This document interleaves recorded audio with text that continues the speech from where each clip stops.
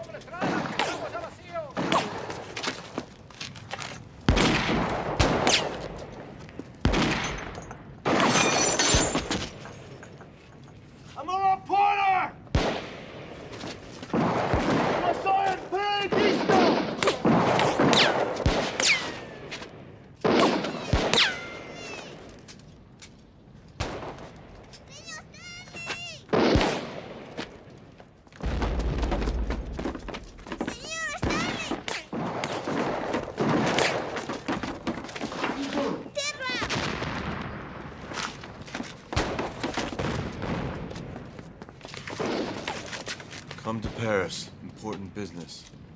Bennett? All right. Don't mind if I do.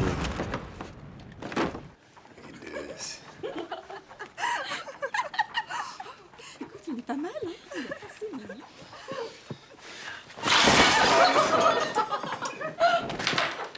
Let's do it again. Come in.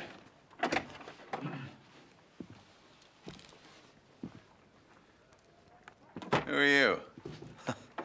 Henry Stanley? Stanley! Welcome to civilization. This, my dear coquettes, is the finest reporter I have on the staff of the New York Herald. Hello. His reports on the fighting in Spain have been both heart-wrenching and sensational. Some of them are even true.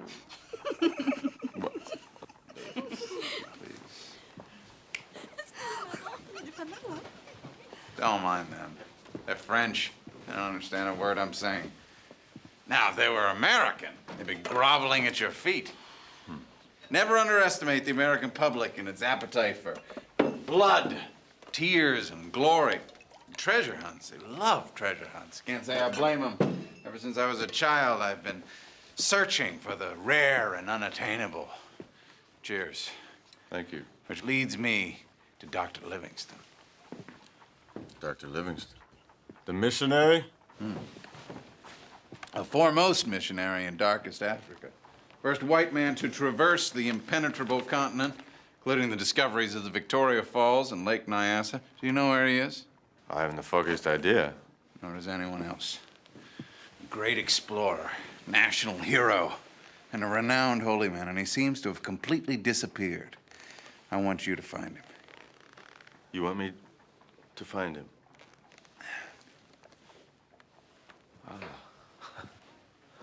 Well, do we have any idea where he is?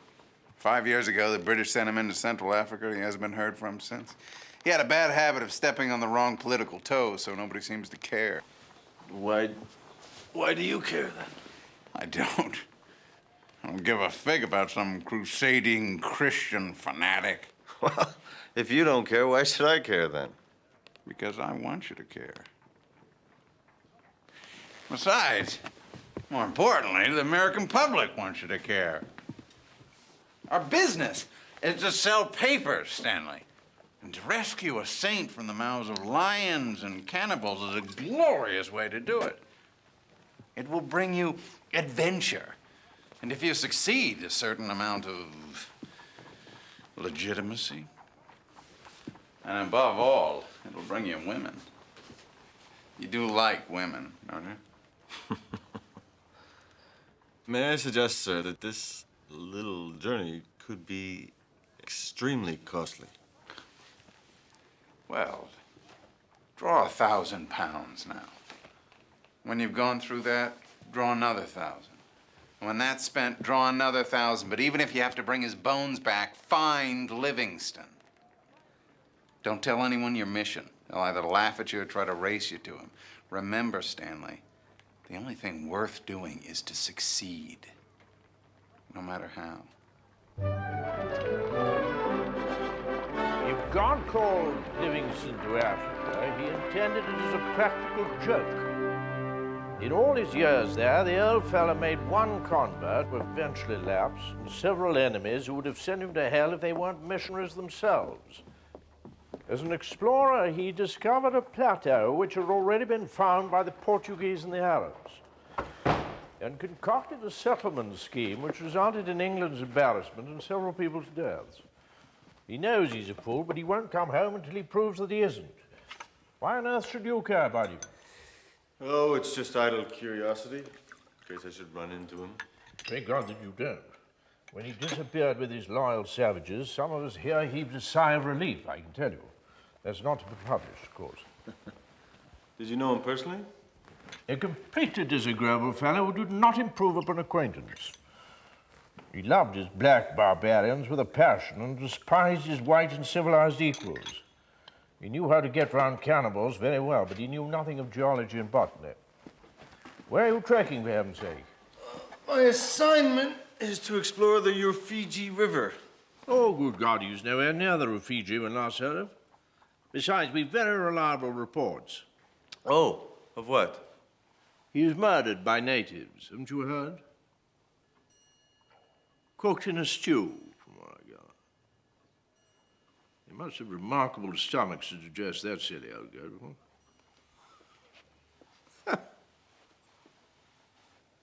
So much for trusted disciples, what?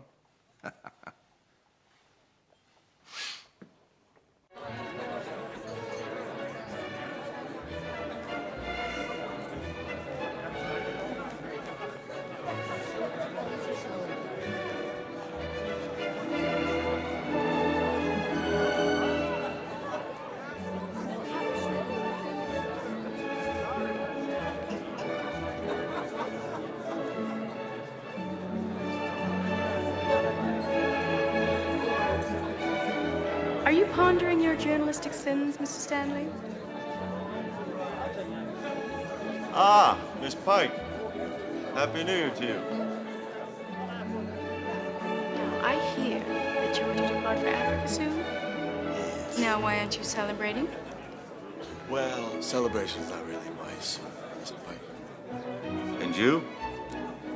You here with your mother and sister? Yes, my mother and sister are off being entertained by some ambitious suitor, and, well, I decided to play the rude American and join you. Well, you're hardly rude, Miss Pike. Oh, all Americans are rude, Mr. Stanley. Especially you. Especially me. Yes, here we are, staying in the same hotel. We come from the same distant country, and yet you completely ignore me.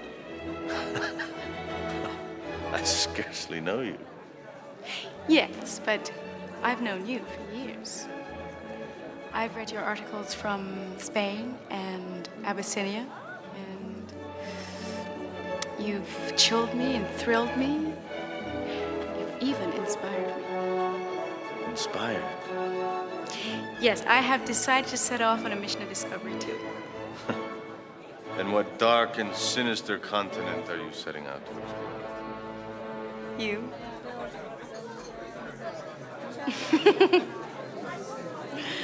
I'm from Cincinnati. My father is dead, and my mother brought me here to see the continent. That's all there is to know about me. But you, well, explorers are just so mysterious. I'm a reporter, not an explorer. Nonsense. You seek the unknown, don't you? Out there? But isn't that to avoid seeing the unknown in here?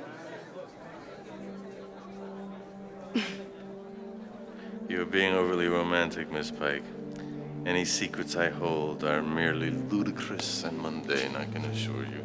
Well, that's for me to decide. Where are you from, for example? Some say St. Louis. My mother heard New Orleans. My father was a Mississippi cotton merchant, and he died, and I came here. Oh, I'm sorry. You look so suddenly away. My mother said people only do that when they're lying. I have nothing to hide, Miss Pike. Mrs. Stanley, I'm sorry. I didn't mean to upset you. I'm just a curious girl who's a little bit in love with the unknown. Where are you going? That's all I want to learn, just so I can share with you in my mind's eye some incredible adventure that I'll never be allowed to know. They call it darkest because no white man has ever been there. And somewhere in this 11 million square miles of uncivilized blackness lives a man whom I am seeking. Who? I'm afraid I can't tell you that. Well, tell me something. Why do you want to find him? For the adventure, I suppose. The recognition. And if I succeed,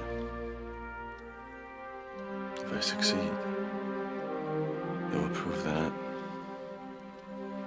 I am somebody. You are somebody. You're Henry Morton Stanley. You are who you are, whether you succeed or fail. Oh, I won't fail. I may die, but I'll die looking. I anticipate many disagreeable things, Miss Pike. Not the least of which is an encounter with this, by some reports, detestable man. But I cannot picture myself standing with my hat in hand, explaining to my employer why I failed to fulfill my promise. No, I won't fail. You're very passionate about this, Mr. Stanley. Yes. I always thought men were only passionate about things like money or women.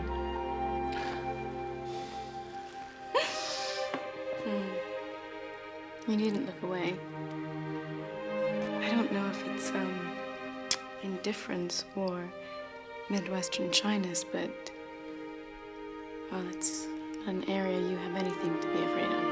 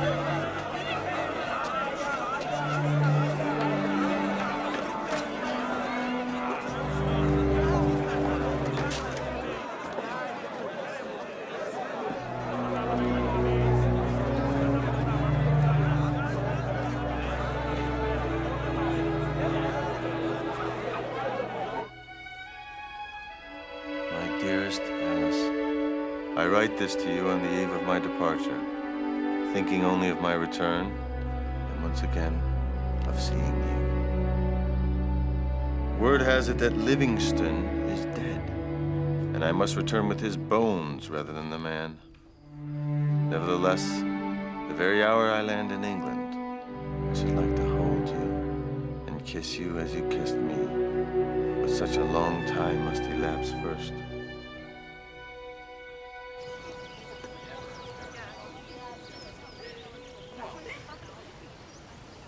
My good man, you must put my mind at rest.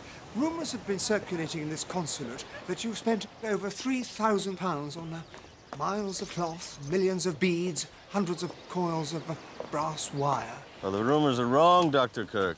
Oh, thank goodness. I do my best to It's stop... £4,000 I've spent, not 3. Good heavens. Good heavens. But why should a newspaper expend that much revenue on an insignificant river like the Rufiji? Well, the New York Herald is very interested in adding, at whatever cost, to the knowledge of the globe, Dr. Kirk. Yes. Yes, I suppose so. You were to explore yourself, weren't you? Didn't you spend several years traveling with that missionary fellow? Livingston. Dr. Livingston, yes, yes. Where do you think he is? Oh, no, that's a difficult question to answer. What's he like? They say he's a very modest man, is he? He's not quite an angel. No, he's a very difficult man to deal with. We're continually sending something up for him, though I have just received word that supplies we sent to him some months ago haven't even left the coast. It's his own fault, bushwhacking into the unknown. Where were they headed? Perhaps if it's along my route. Oh, no. You're traveling south. Ujiji is some 700 miles to the west. Besides... Ujiji? Livingston drops in there once in a great while. I should tell you, however, that if he got the slightest inkling that yourself or any other white man were in the area, he put 100 miles of swamp between himself and them in a very short time. It is possible, though, that events may have overtaken us. In what way? We received word only last week that the man may be dead.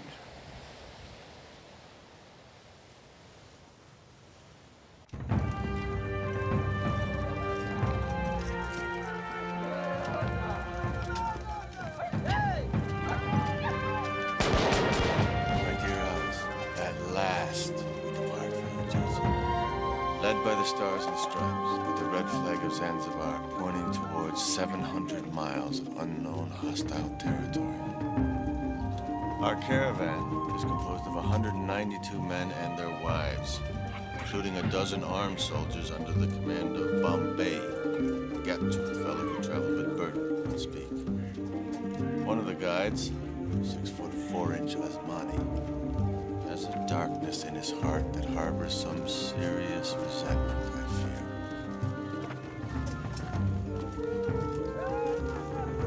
Of the 3 whites on the expedition, they consist of William Farquhar, a capital navigator who, I'm sorry to say, is a rather hard drinker. John Shaw, a sailor who jumped ship under the suspicion of mutiny, and an American gentleman called Bonamakuba, the big master, whose heart palpitates much too quickly for the sober face of a leader.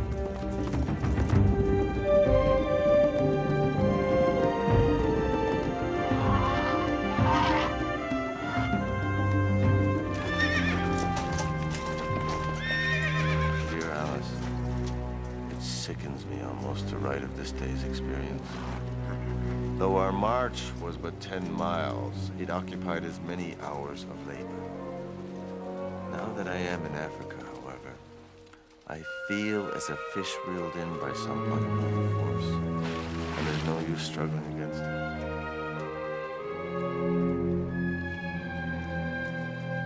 What reels me in? I prefer to think of it as destiny, with Livingston as bait, and you as the untiring fisherman. Come on! My darling Morton, I just received your first letter. Oh, how romantic it all sounds. At least twice as romantic as it is here. My sister and her new beau are disgracefully in love and plan to be married soon. Shall we do the same? I'm only joking. Or am I?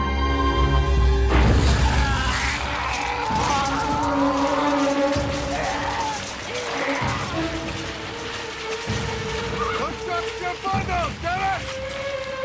Stop!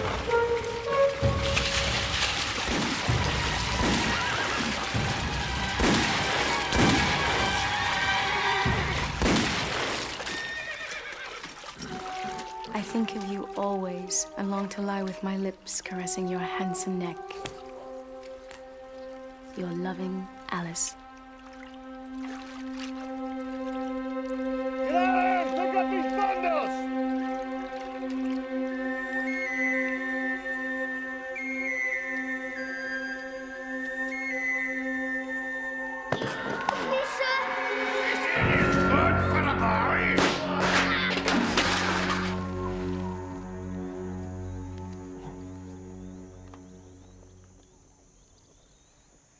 You have been very sick, Bwana. How long? Several days.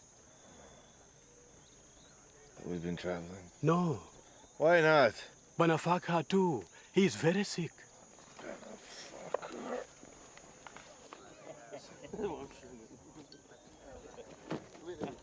Why haven't we been traveling? Ah, you're up. There's more than I could say for the two of you. It's bloody agony, Mr. Stanley. I can hardly walk. What do you think it is? It's just a simple rash. It's nothing as bad as you wish. We couldn't travel with him like that and with you out of your head. My horse could have carried me. Your horse is dead. The tsetse fly finished him yesterday. The porters then could have taken us both on their backs. The porters are running away.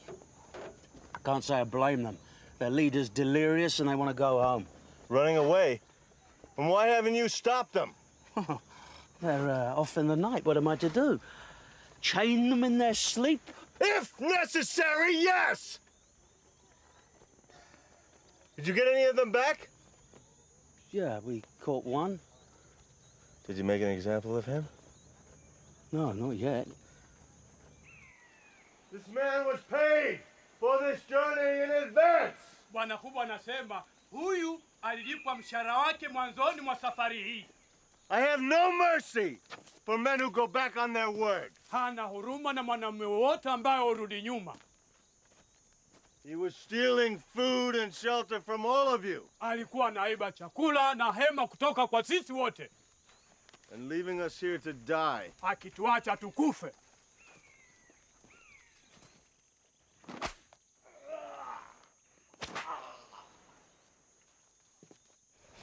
"20 strokes. Finish it."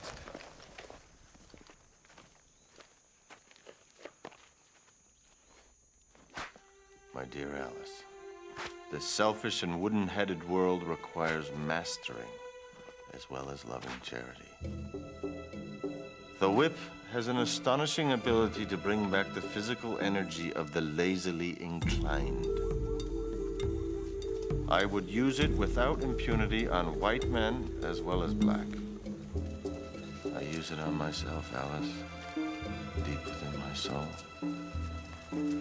I am a fevered pilgrim seeking a dead man's bones without really knowing why. My soul knows, it seems, and my physical body must simply endure. I lash myself mercilessly onward, ever onward. And why should any man deserve mercy from one who has none for himself?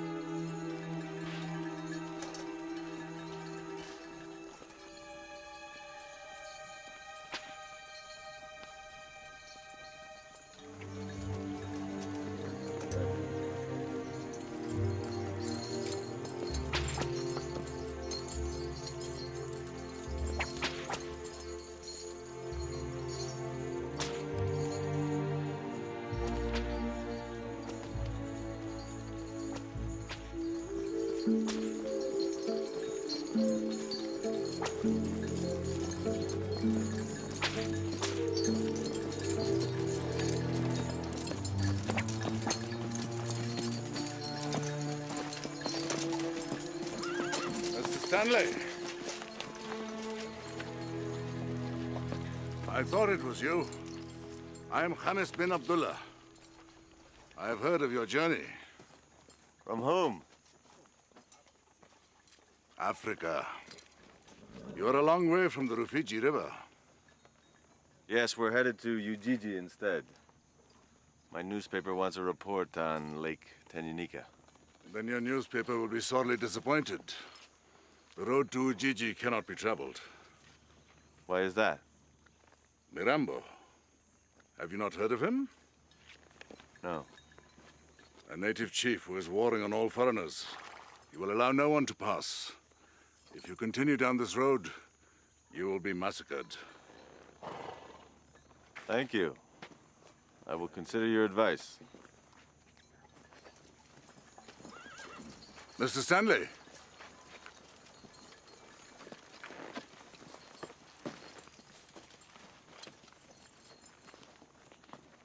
Perhaps we can thank the wisdom of Allah that our paths have crossed.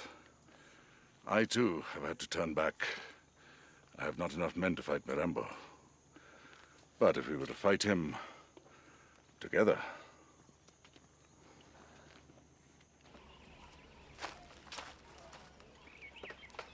Please.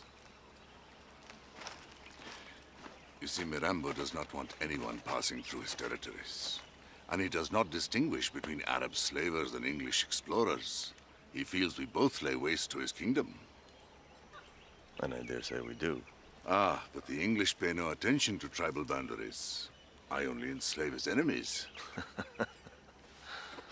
Well, perhaps he fears when his enemies run out, you will enslave him. I guarantee you, Mr. Stanley, he would be happier living with us in chains than as a free man in that wretched jungle of his.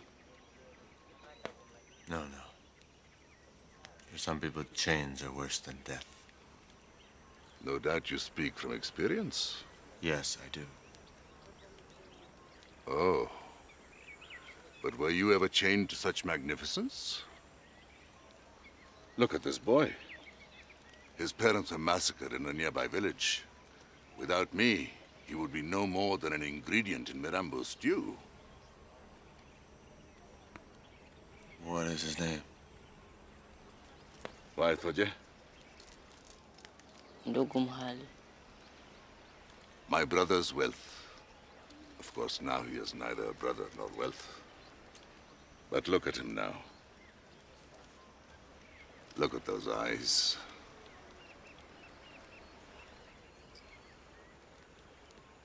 Would you like him?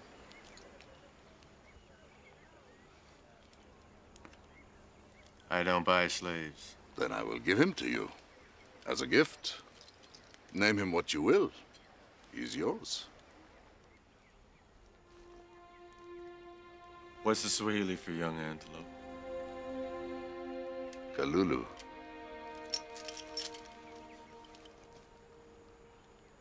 Kalulu, then. Inshallah.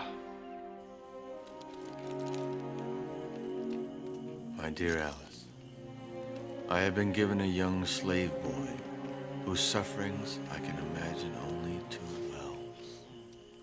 He has lost everything he valued in life, and I can only hope my intervention will restore what little faith he has left in human kindness.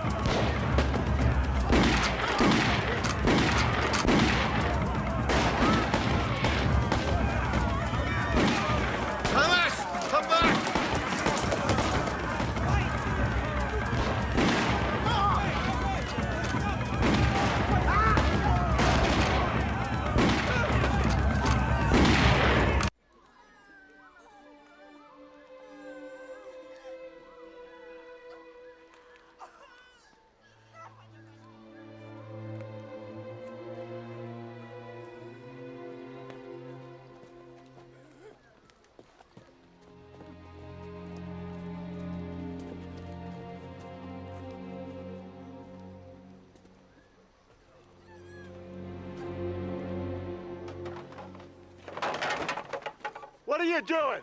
What does it look like? You leave here, you will die. What if we all turn back? You're the only one who wants to go on. I don't remember offering you a choice. I'm sick! We're all sick! It'll pass. Like Farquhar passed. I can't go on. I'm losing my mind. Then get out! Leave your gun, your tent, and your supplies, and get out! I can't survive without them. And neither will we.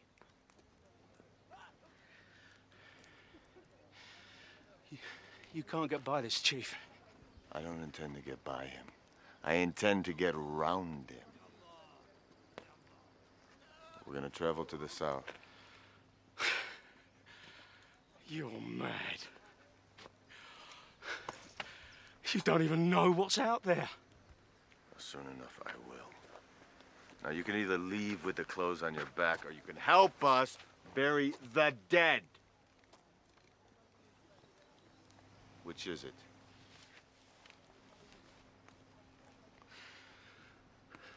I'll go with you. Pull yourself together, man. I'm sorry. I'll go with you, I'm sorry. Oh.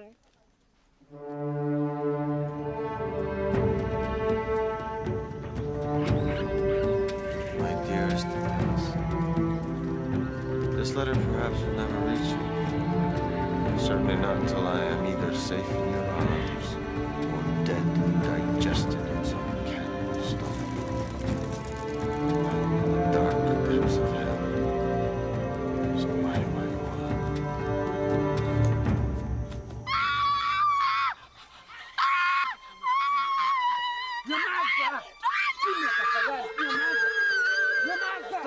Quiet! Your mother!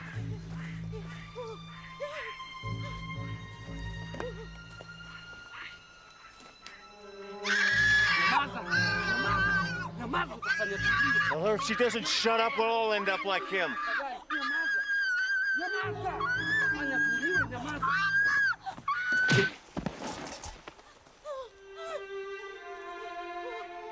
That's keeping her quiet. You are all I live for, my sweetheart. You and Livingston.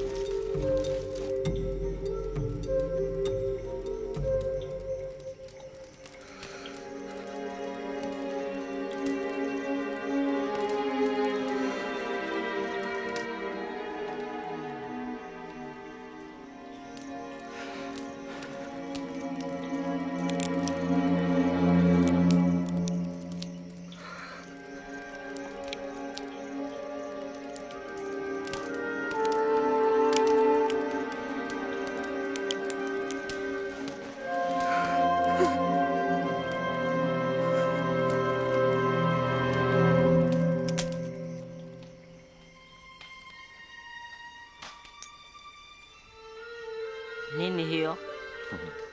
This is a very powerful weapon. Some say it is more powerful than a spear.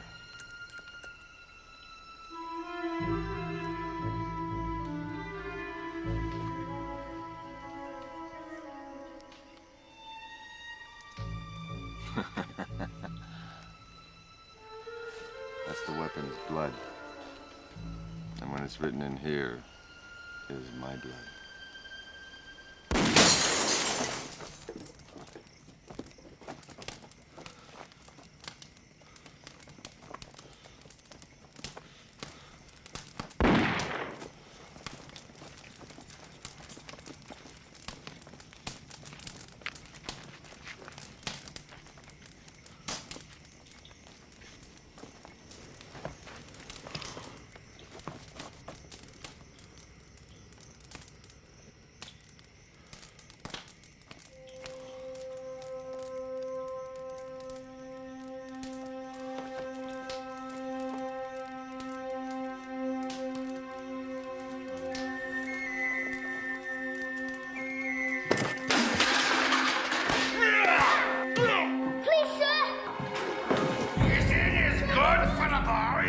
Someone doesn't do his job properly.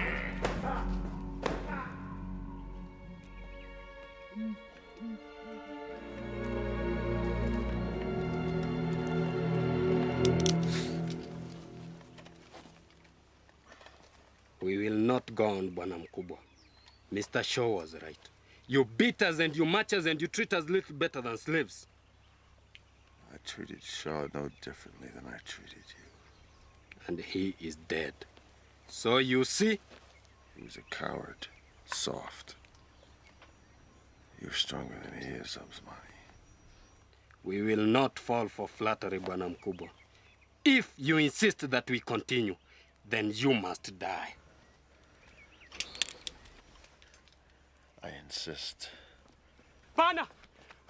Bana! Bana! What is it, Bombay? We have visitors from the west side of the country. They have seen a white man.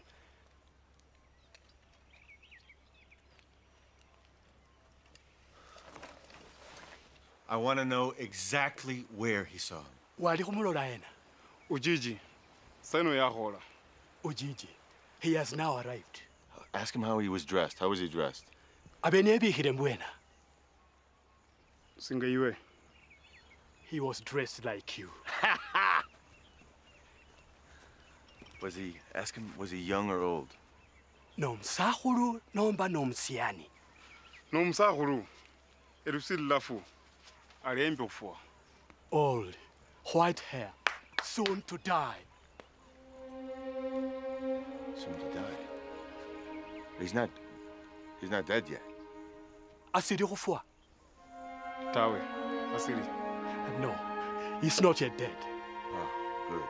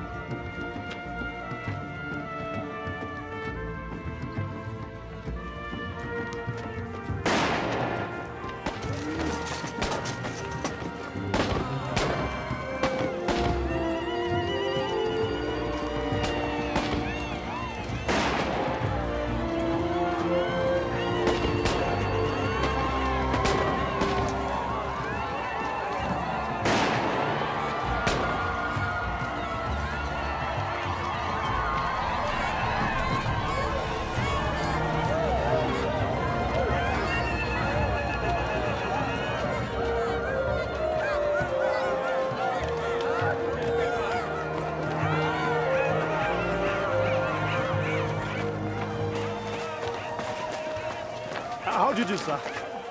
Hello. Who's the mister for you? I am Susie, the servant of Dr. Livingston. Excuse me.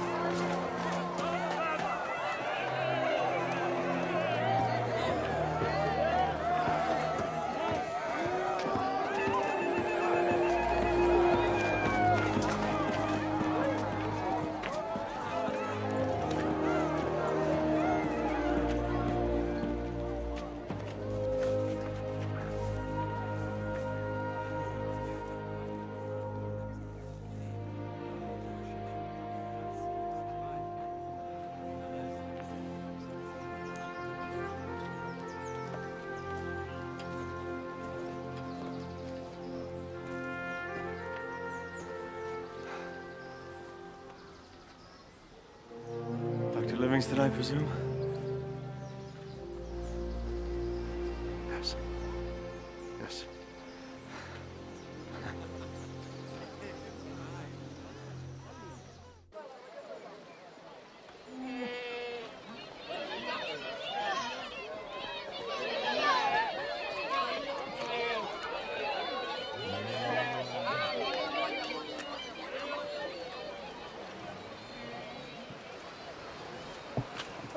Oh my goodness.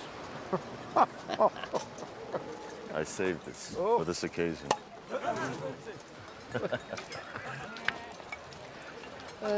You know, when I first came here, 16 days ago, I was dying on my feet. I had no food left, no medicine, certainly no letters. You brought me new life. To your very good health, sir. To the noontime quiet of nature, hum of the insects in the air, to the tide of life which, in 1,000 forms, breathes in the dry and dusty soil, in the bosom of the waters, in the air that washes around us.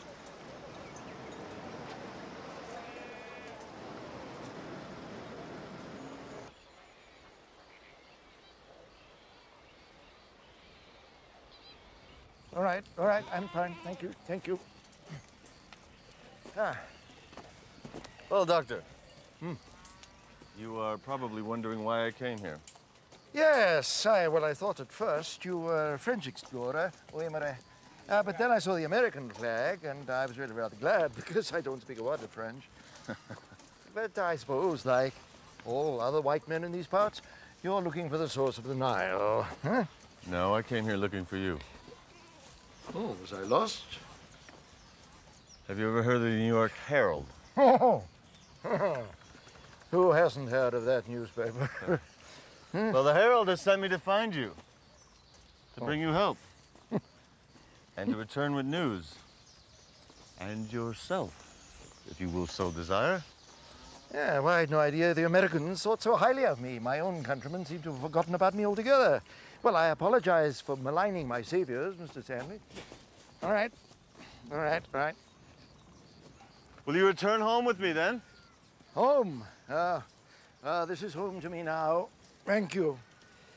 Tell me, Mr. Stanley, have you ever had a mission?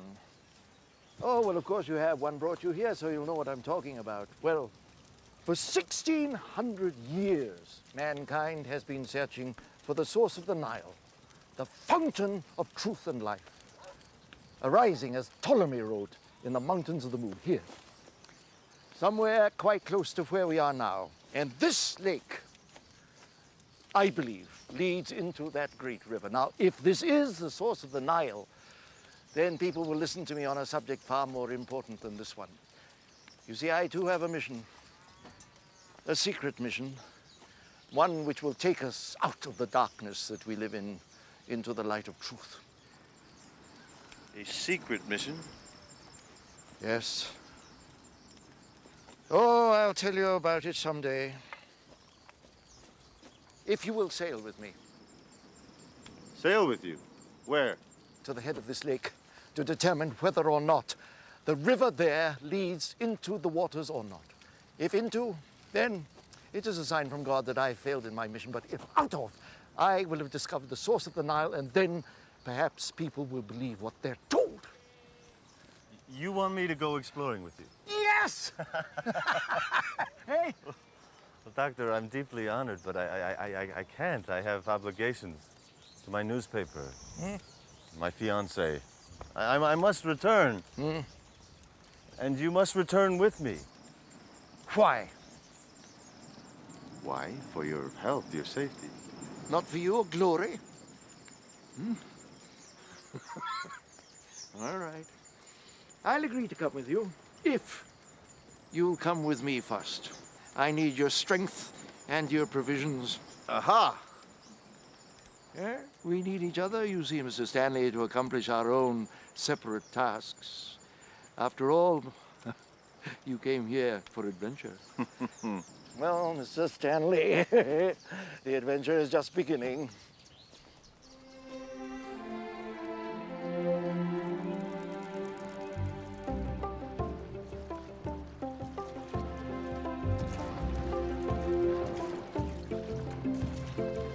My darling Alice, I am embarking on a new voyage of discovery. Our ship is an African Argo hollowed from the trunk of a tree. My companion, a man whose gentleness never forsakes him, whose hopefulness never deserts him. We are seeking to answer a question that has plagued mankind for thousands of years. For Livingston, our goal is even nobler. He will not explain himself further, except to say, it is the unburdening of freedom and truth.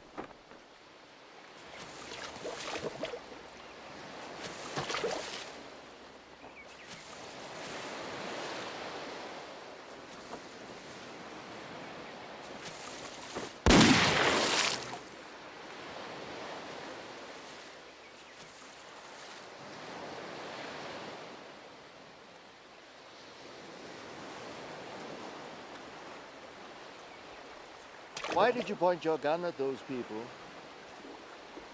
Pointing my gun at those barbarians is what kept me alive, Doctor. They were throwing stones, not spears. And who can blame them? We're trying to change their way of life. Surely their way of life needs some changing. I love these people. They're my children. And our presence here makes them fearful. Sooner or later, their customs must bend before ours if they are to be saved. Saved? For Christianity? For the future. You see, Europeans came here long before we missionaries. And they brought with them a deadly disease. It's called broken-heartedness. And it attacks free men who've been captured and made slaves. Slavery is an unfortunate inevitability. It's been outlawed in Europe for decades, and yet it still rages on. Yes, but it hasn't been outlawed here. At least 30,000 more. Pass through Zanzibar each year. And that doesn't take into account the thousands that sicken and die before they even reach the ships. If the British public were aware of the extent of this, perhaps the government might do something. Why don't you return, then? And tell them what you've seen. Oh, they wouldn't believe me. I'm a cranky old goat who's viewed as a national embarrassment. I imagine that's what they told you, isn't it?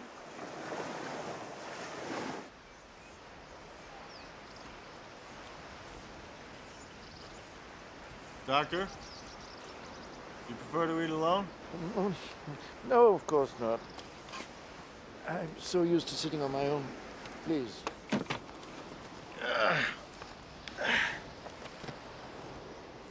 Were you in the war, Mr. Stanley? The one between the states, I mean. Yes. North or south? Both.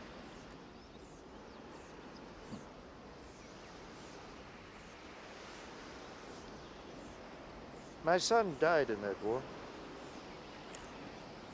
Your son? Robert, yes. Only 18. Terrible things, those prison camps. Did you see any? No, I didn't.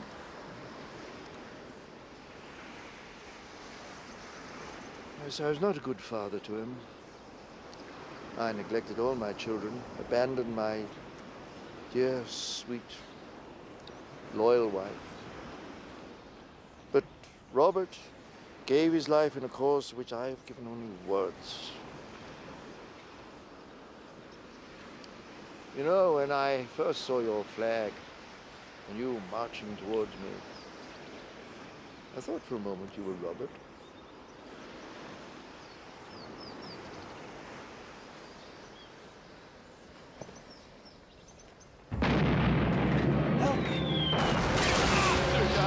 Shoot the son of a bitch! Please help me. Please help me. No. No, escuela junta. No.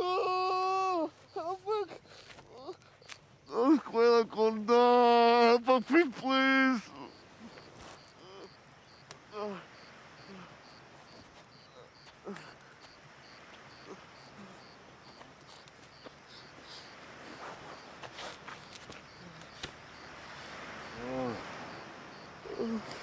It's all right.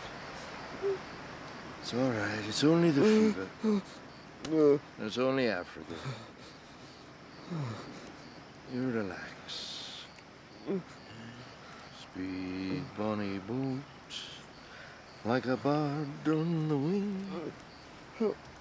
On with the sailors cry. Carry the man that's born to be king. Over the sea to sky.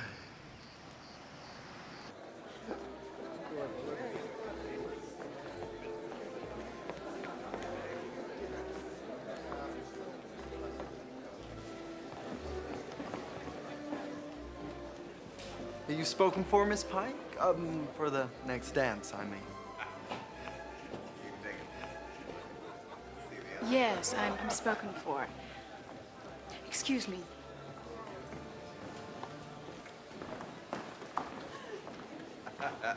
Mr. Bennett, my name is Alice Pike. I'm a friend, well, a very good friend of Henry Morton Stanley. I believe the bastard's dead. Well, he can't be. Have you heard from him? No, not recently. Nor have I. He spent my money and then he disappeared. He better be dead if he knows what's good for him. Well, he can hardly write letters from where he is. In a savage's stew pot? He's cheated us, Miss Pike. He's made me poor by several $1,000s and you by one friend. Excuse me, one very good friend. I don't believe he's dead. I would know if he were dead. Another American romantic like myself. Well, perhaps you're right. Indeed, I hope you are. Good evening, Miss Pike. No, no.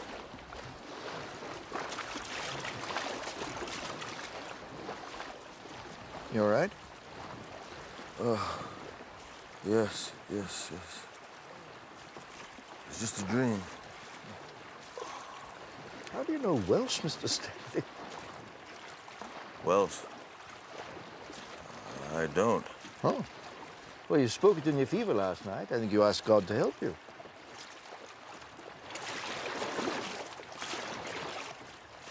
Do you pray, Mr. Stanley? Pray? Sometimes. Mm-hmm. To my God? I'm not a Hindu, if that's what you're asking.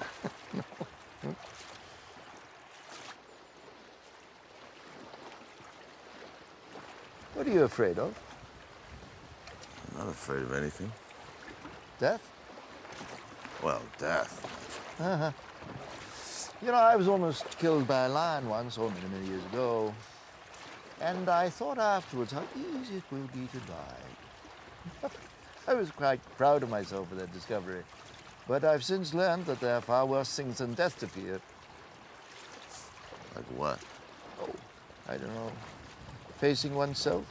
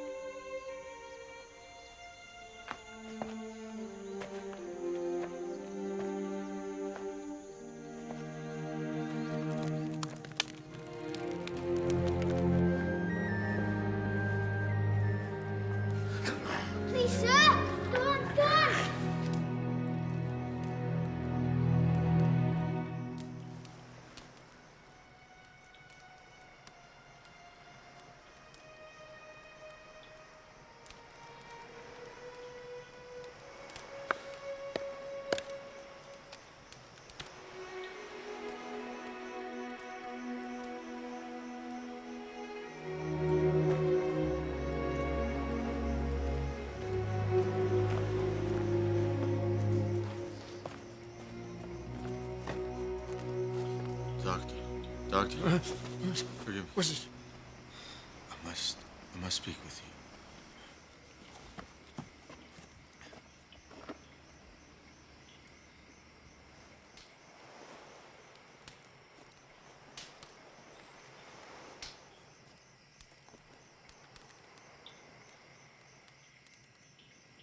My name is not Henry Stanley. It is John Rowlands. I was born in Wales, not America.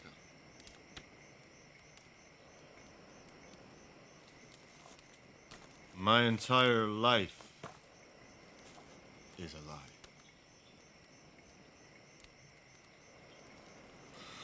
I have never spoken of this to anyone. Why am I telling you this? Perhaps because you need to. I was born a bastard. I never knew my father and my mother.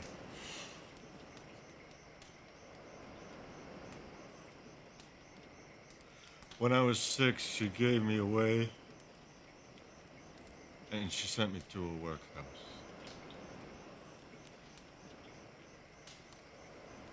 And what was done to me in the recess of that horror chamber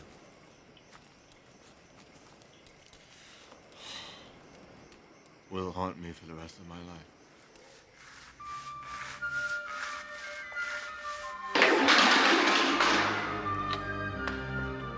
Please, sir. Don't. The beating is good for a boy, but doesn't do his job properly, huh? I was there for 9 years.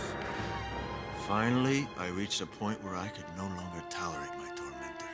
Unbutton, boy. I will not, sir. What? Stupid boy.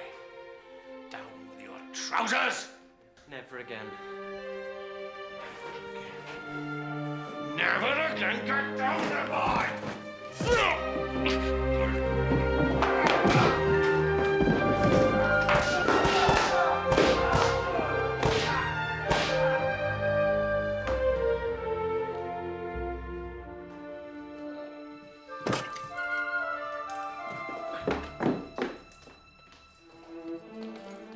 I ran to Liverpool, took a job on a boat to America. Life on board, if you can believe it, was almost as bad as the workhouse. When we reached New Orleans, I jumped ship.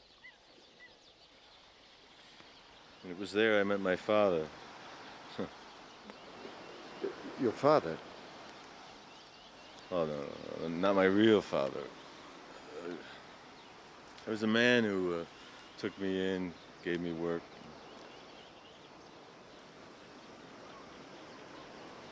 He was the first man to show me any real love and tenderness. And he even gave me his name, Henry Stanley. And then one day he suddenly said he had to go away on business, and he left. And I never saw him again. Never heard from him.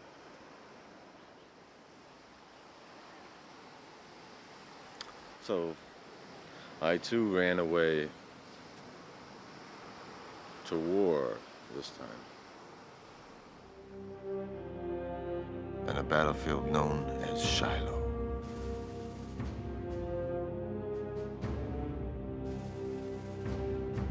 We wore violets in our caps as a sign of peace, hoping they wouldn't shoot at us if they saw them there. But they did.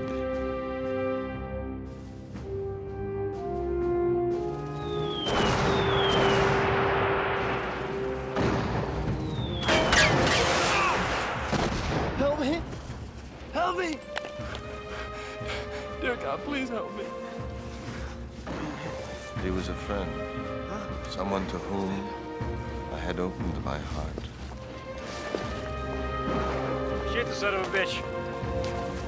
Go on. Help me!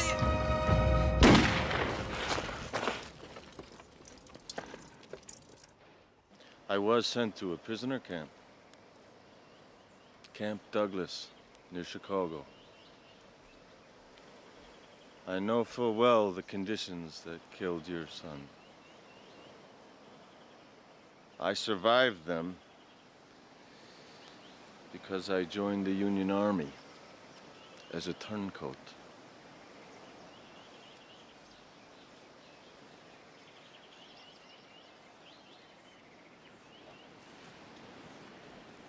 Born a bastard, disowned by my mother, beaten almost to death. How could I believe in love? I had to learn to believe in one thing and one thing only. Myself. You asked if I prayed? I have, and I do. I sometimes feel I'm just mouthing words. But there's no real point in it. God never loved me. So why should I love him? Well, then, why does he allow you to live? You know, you could have died in the workhouse, in the war, in the jungle on your journey here. Others did, you didn't. So don't you think God has a plan? A plan? God may have a terrible sense of humor, Doctor, but I don't necessarily see any plan in that. Well, it's not for you to decide. You must wait on God's good pleasure to reveal to you what he wants you to do.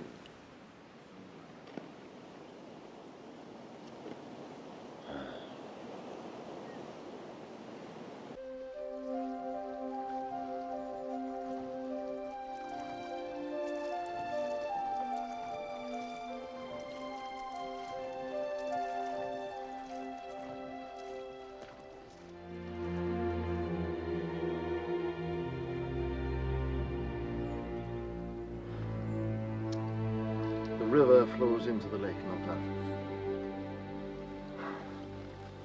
This is clearly not the source of the Nile.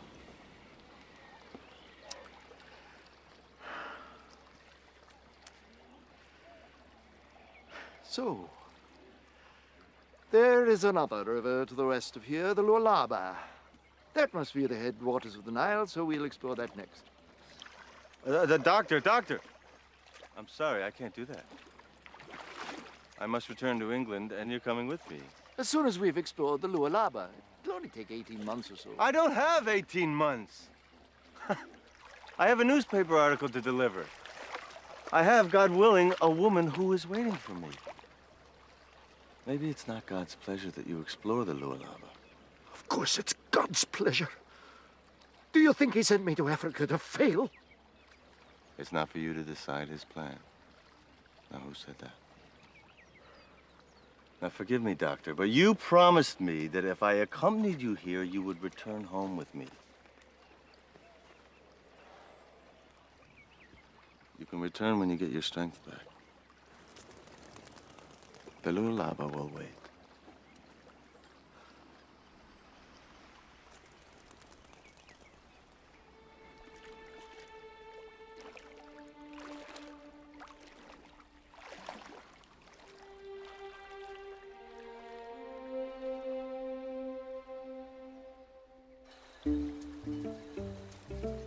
My darling Alice, we are Zanzibar bound, and soon I will be in your precious arms. The doctor has finally agreed to travel with me, unhappily so, and he is not well. It will be all I can do to bring him breathing back to London. His theory on the Nile has received a devastating blow, and though he does not say it, I fear he believes God has rejected him.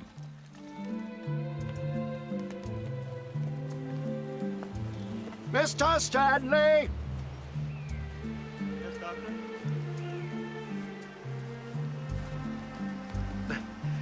I must turn back. Turn back? Why? We're through the worst of it. Once we reach No, Zanzibar, I must find the headwaters of the Nile, the Lualaba River. I must trace it to its end. Yes, but you must come to England No, first. it is not God's good pleasure. With all due respect, God's good pleasure is that you return to England with me and see your loved ones. Doctor, You're not well. Now I have some letters to my children. Thank you. To Oswell and to Agnes. Please. My journal. Please see that they get to them. Oh. And this. My mission. My secret mission. I promised you I would tell you about it one day. I witnessed a massacre, Mr. Stanley. Hundreds of men, women, and children murdered or taken into slavery. I was the only white witness. No one would believe the horrors I saw, but they would believe you. Because you have done what few men could do. You found me against incredible odds. And you have worked your way into my heart. So please, take this with you. See it's published and believed. Do not fail me. This horrendous evil must be stopped. Why can't you come with me and do it yourself, Doctor? Because I'm needed here. God sent you to me for this purpose. I see that now. You're stubborn, stubborn man. I can see there's no changing your mind when you've made it up. You're like a son to me. Please. You're like my boy Robert to come back. I promise you that what is ever in my power to do, I will do.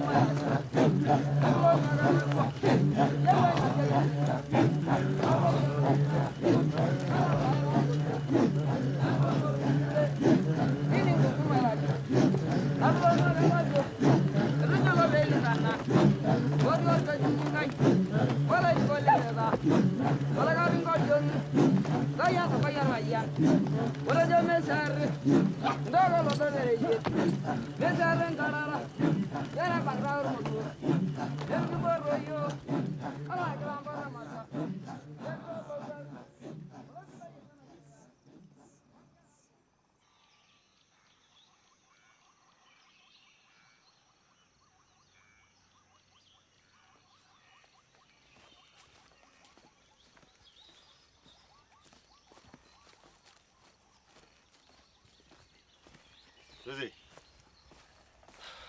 Goodbye, Bonner. And Godspeed. Thank you. You take care of the old man, won't you? Of course.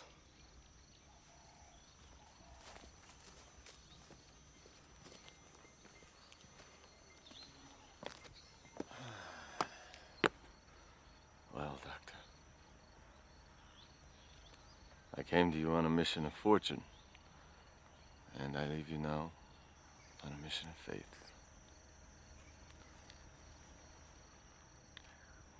I don't know who I am anymore. I don't know whether I'm John Rollins or Henry Stanley. But I do know one thing.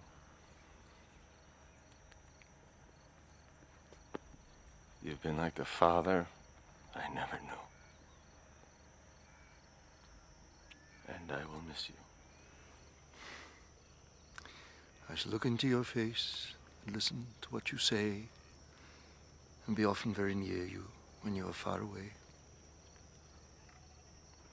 God guide you safe home. Bless you. And you too.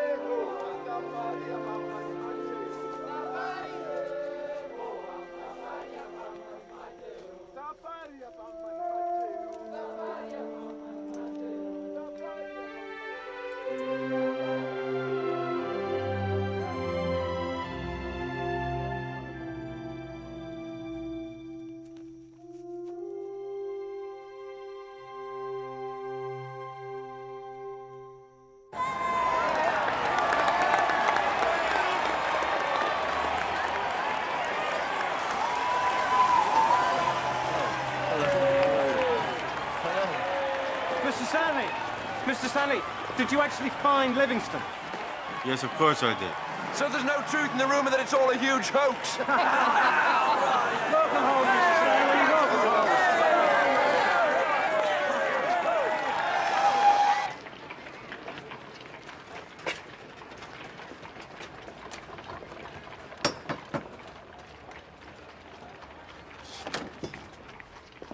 Yes? Hello, is Alice, Miss Pike, is she in? No, sir. She's away, sir. She's away.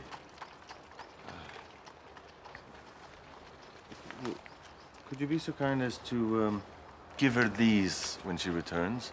You can tell her they're from her friend in Africa. Very good, sir. Is she gone for long? Hard to say, sir.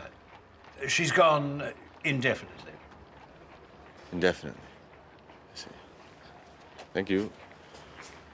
You deceived us, Mr. Stanley. We at the Royal Geographical Society do not take kindly to deception.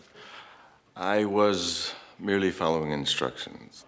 You acted like a cad. Livingston is our man. If he needed finding, we would have found him. Then why didn't you? Because he isn't lost. He knows precisely where he is. You hadn't the foggiest idea where he was. Well, what does that matter? All this is beside the point. There are larger issues involved. Seems that you're an imposter, Stanley. Imposter? Dr. Livingston despises reporters, most especially those working for lurid American tabloids. If he were to grant an interview to anyone, it would be to an Englishman, not to you. Are you saying I made this all up?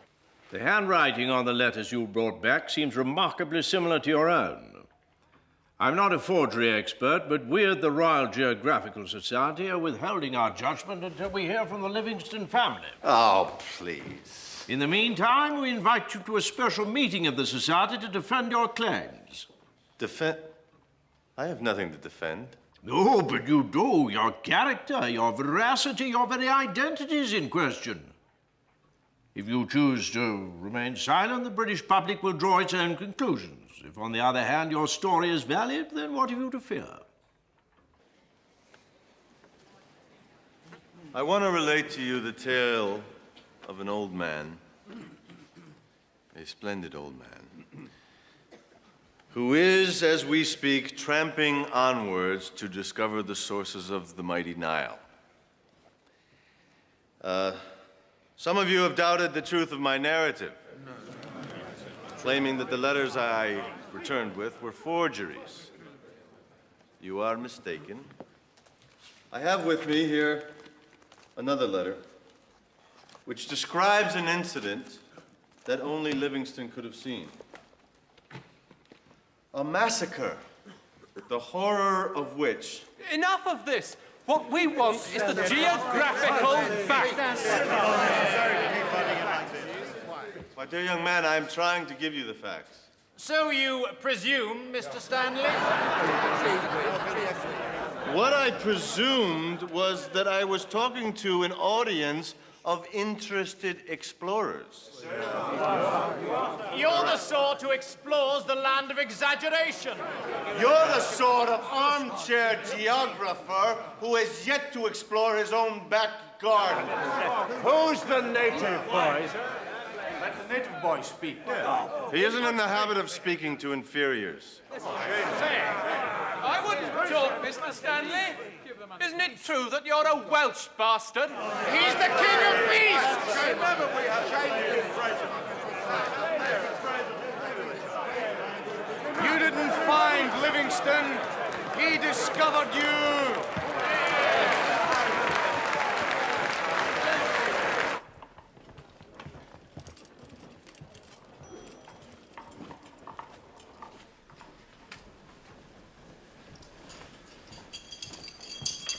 Jingle how? Idiot. Stanley. Alice. Mr. Stanley, my sincere congratulations. I'm so proud to know you. Oh, Mr. Barney, this is Henry Morton Stanley. How do you do? Alice told me quite a lot about you. I'm sorry we weren't able to meet you at the train, but we were on the continent, you know. Didn't get back until this morning. For my honeymoon. Oh, it was a wonderful trip, Stanley. Do you know Venice?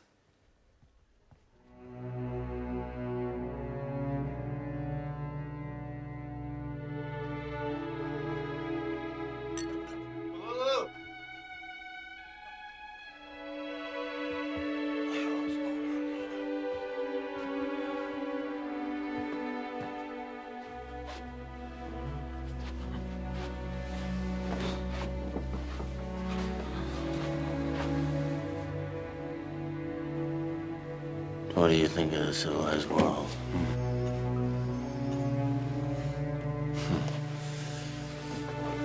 Not your world, is it? Well, you're fortunate. At least you know where you belong, not me. All my life I ran away with no place to rent.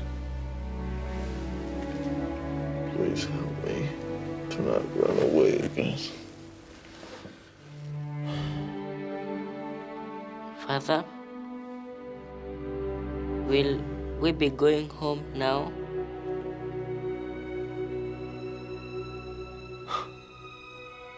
Yes, Kalulu. We will be going home.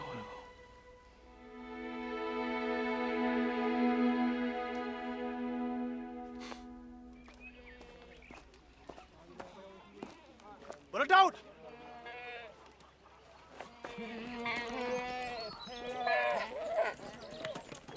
But a doubt!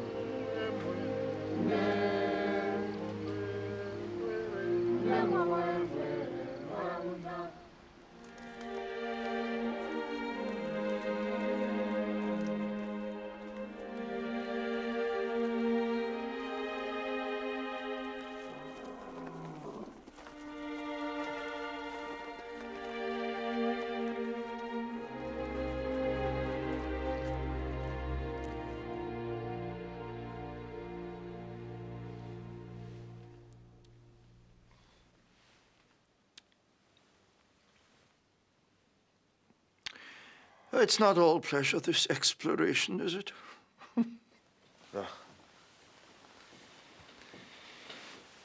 May God's rich blessing come down on you and anyone, American, British, African, who can help to heal this open sore of the world. Doctor. Oh, by the way, you've been vindicated.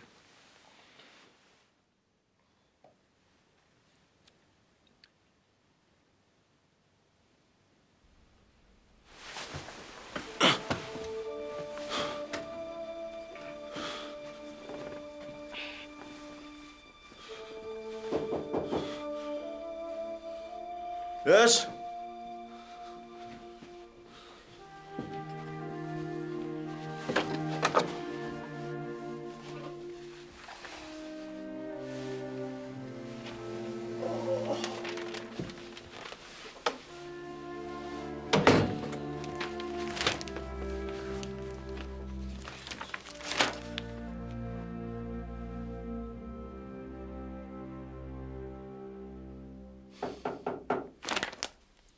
Hello?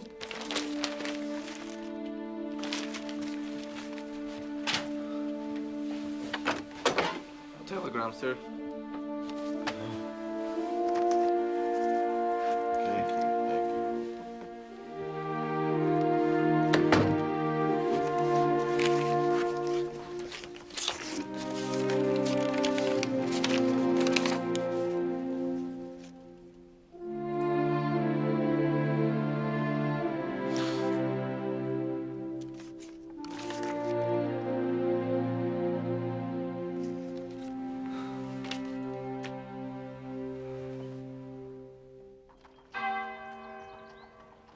I stand before you today humbled by Livingston's final journey and the men who accomplished it.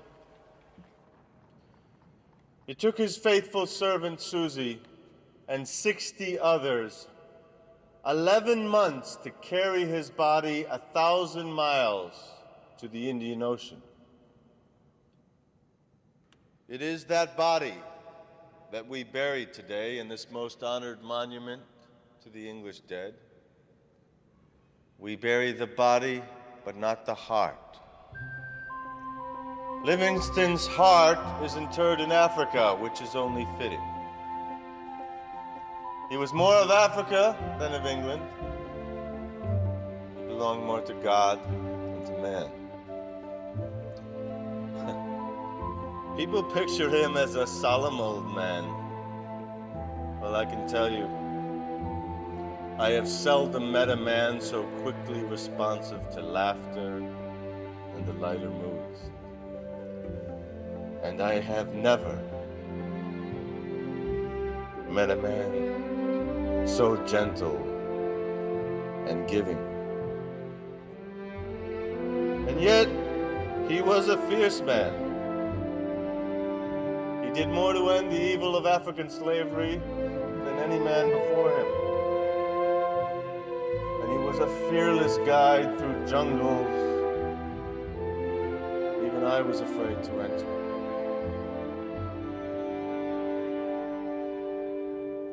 And who am I?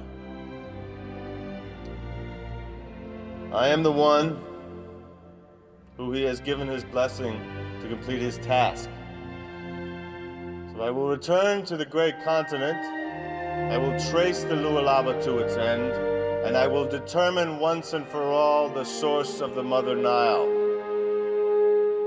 Because Africa was Livingston's mother. And I am Livingston's son.